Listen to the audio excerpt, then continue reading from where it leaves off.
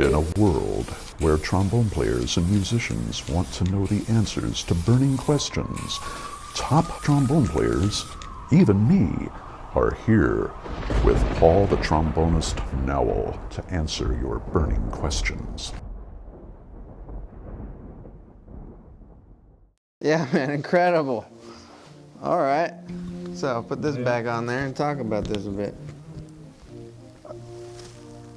There you go. Okay, so what was going on there? No idea. Well, first thing is that the tuning slide needs to come way out because of the pixie mute. And many of my friends and colleagues have had this mute stuck in their horn because they've tried it. And it fits perfectly on a King 3B, but most other horns, even a 2B, it doesn't really fit. And it's easy to get stuck. I've even had it stuck, especially if I get sweaty and my hands are, are slippery. Occasionally I'll have to drop a drumstick down here to pop it out. I love the colors of this mute, and also the fact the Ellington guys used a mute called, I think it's Dom Briel. It's a French trumpet straight mute. I'm not sure of the exact name. We can look it up. Which I tried, and I know that Tricky Sam, he only had about 13 notes he could play on that horn. And the lower notes with these lot of trumpet straight mutes, they don't work on the horn. And what I like about this is that the lower notes, especially if I'm in shape, but the lower notes exist on the horn, where a lot of other mutes that are really tight, you know this from even cup mutes, right? The lower notes don't really exist. So that's one of the reasons I like this mute, is that the intonation is cool, even, as long as I adjust the tuning slide, and I have the lower register. Now, the basic plunger technique is not so complicated. The basic articulation is just, and when I'm saying, I'm kind of saying yaw, yaw, yaw, with my vowel sounds, with my my tongue and my jaw. You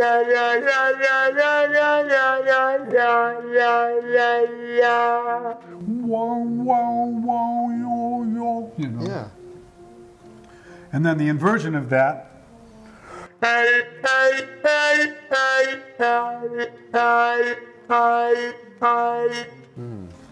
Now, one thing that really takes getting used to is that to get that, there's a buzzing sound, real tight. Yeah. And there's no hole. A lot of guys put holes in their plunger, but you can't get that tight sound with a hole in your plunger. But if we're playing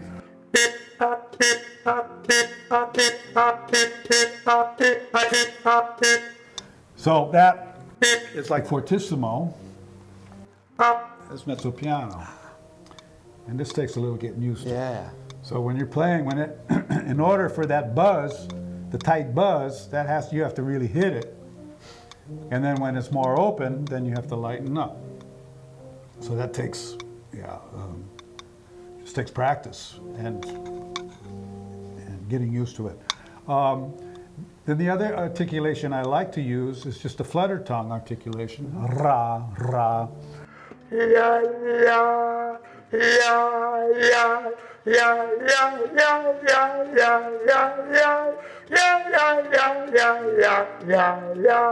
Yeah, that's so cool.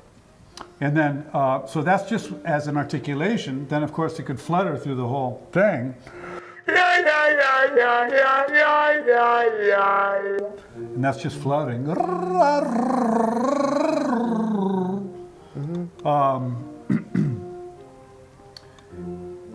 And then sometimes I like to sing at the same time.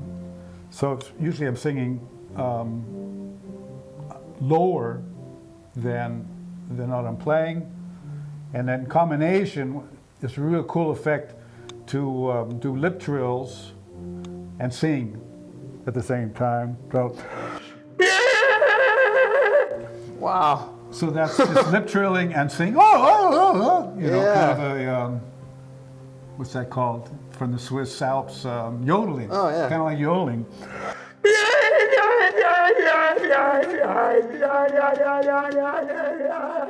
Oh wow. And then singing unison or singing harmonies above or below. There's nothing else that sounds more like speaking than that mute combination with that plunger and the trombone. Right. It's just It seems phenomenal. so, yeah. It's a big crowd pleaser. Oh yeah. I almost start to think of it as a gimmick because even if the audience hates my music, as soon as I put the plunger in, I got them. It's good though. It's good you have that in your arsenal to grab them. Right. Last week I did a clinic for school kids, from 5 years old until about 15, that age. And I started off by playing some Bach, and they were like, you know. And I mean, they were trying to be nice, and then it wasn't until I put the plunger in, then I captured them, you know. And then I had them. It's funny. Then I could take the plunger out and play some more, whatever, sophisticated music. But because of the human voice connection, it's always, I think it resonates with people. My question is though, the back pressure that is created with the mute in the bell, does that mess up the chops? How do you adjust to that? Because sometimes when there's a mute in the horn and I'm playing on it and all that back pressure and then I'm open, free blowing, it feels completely different. And I'm just curious how you deal with that switch, going back and forth. No, it doesn't bother me. With the mute in, it's hard to play loud. It maybe sounds loud now, but if I was playing a solo with a big band and there's backgrounds, you're not going to hear it, you know, unless there's a good mic setup. So for me, it's just like playing loud. But I can't do it much. So in a typical gig, I'll play 1 or 2 plunger pieces per set, no more, because it's a chop killer. I see. Because I see. you're playing forte and fortissimo the whole time. I see. Now, if it's really a solo piece, I can play quiet and sort of hug the microphone and make some other really cool colors, that sort of overtones.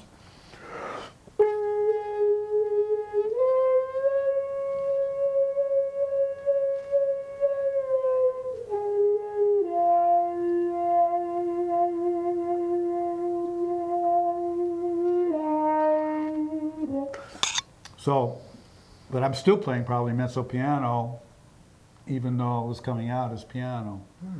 So it takes it down one dynamic level. At least one. Yeah. Yeah. Wow. Fascinating. Okay, I get it. You must be talking about that stuff called cereal. Yeah, I've heard about it before. It's pretty cool. I hear you can do all kinds of neat things with it. You know, like eat it. I like a cereal, lots of types of cereal. What type of cereal would you like to eat together? There's lots of cereal, many types of cereal. What type of cereal is your favorite one to eat? We got Frosted Flakes in Captain Crunch, Lucky Charms, Cinnamon Toast Crunch, Honey Nut Cheerios and Fruit Loops, Captain Crunch with Crunch Berries, Apple Jacks, Rice Krispies, Cocoa Puffs, Frosted Mini Wheats with a honeycomb, Corn Pops, Golden Grams, Captain Crunch with peanut butter, Fruity Pebbles and a Raisin Bran, Honey Bunches of Oats in a Trix Land, Cheerios, Cookie Crisp, Reese's Puffs, Life, Fruity Pebbles and Honey Smacks, Cocoa Krispies and Corn Flakes.